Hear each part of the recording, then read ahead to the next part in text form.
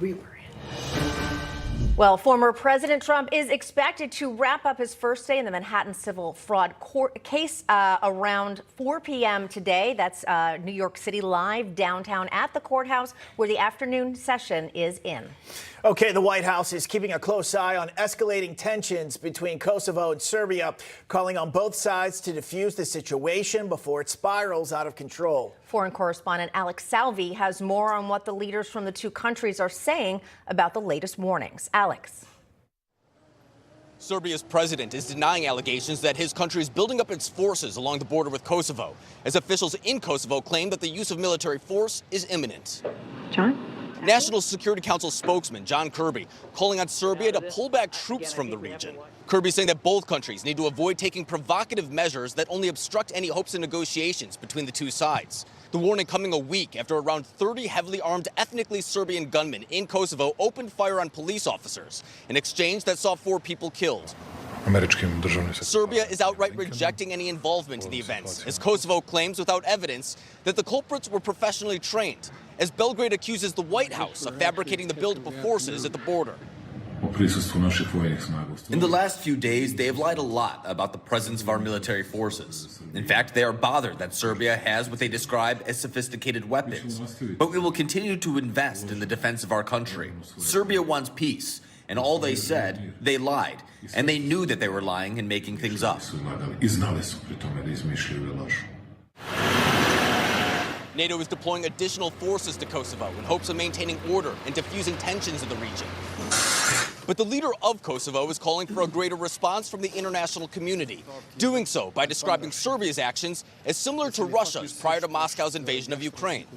Serbia insists it has no plans to launch a military operation into Kosovo, as Belgrade accuses Pristina of character assassination as part of an effort to harm Serbia's aspirations of joining the European Union. Back to you.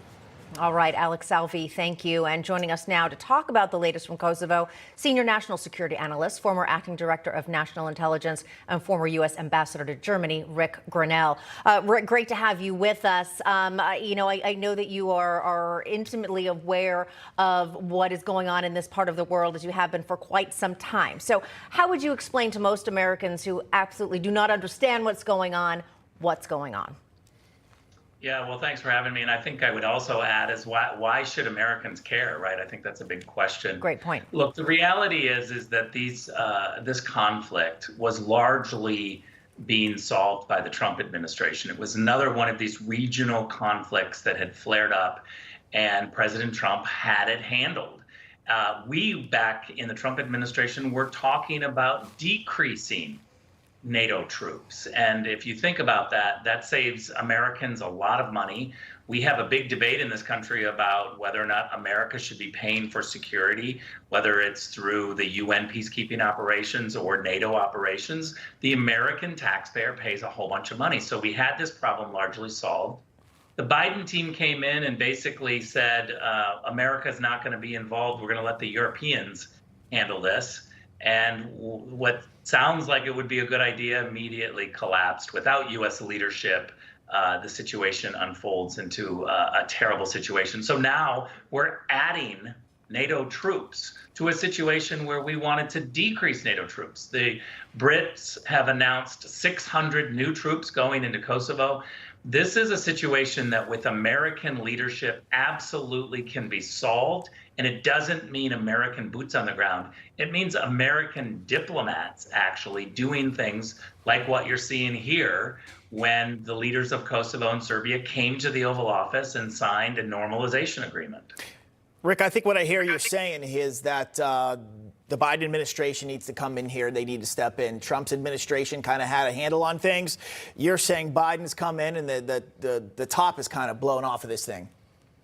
Yeah, I think that's exactly right. And I'll add one little piece here. When I was in the region last time, I ran into a Democrat U.S. senator who happened to be in the region as well. And he confided in me and said, gosh, I don't agree with you on much, but this situation is out of control and the White House needs to do more. I came back home after that meeting that was this summer, and the White House called me and wanted a briefing on what I had been seeing in the region. So I do think they realize that they've really messed this up, by not having American leadership, and there might be some talk about trying to do something new with a little more American leadership. But right now, they're really behind the 8 ball. They made a mistake these last couple of days by saying Serbia was increasing troops when Serbia was actually decreasing troops at the border. They got to get their facts straight.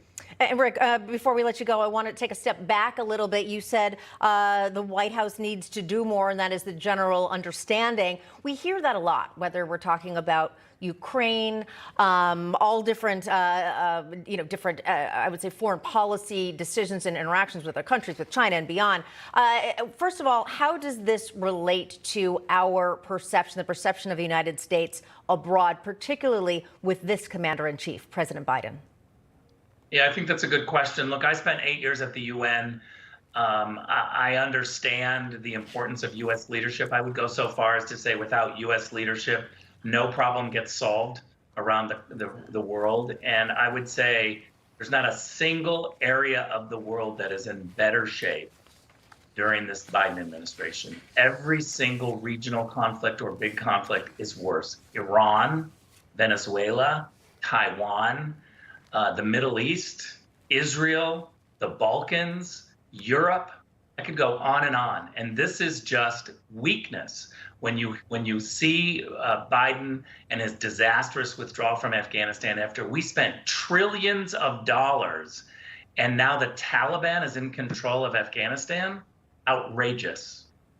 Rick, I want to switch topics real quick while we have a little bit more time. Gavin Newsom, governor of California, appoints Laphonza Butler to replace Dianne Feinstein here. What do you think about that real quick? Well, she's a Maryland resident. That's kind of a mess up immediately. And let's be clear, and I think the media have to be very clear. Gavin Newsom said that he would appoint a black woman, so he picked this black woman from only black women. No Asians were considered, no Hispanics were considered, no whites were considered. This is racism. I think it's sexism and racism, and we need to call it out. We shouldn't be afraid to do so. You cannot message that you're only going to pick a black woman and then expect the public to think that somehow this is the most qualified person. It was a mistake. It's political naivete. And I'll finish with this. He gets away with it because it's in California, and the California media are afraid to stand up to him. The LA Times is atrocious. Okay, Ric Grenell, sir, as always, thank you for coming on here to American Agenda. Appreciate it. All the best.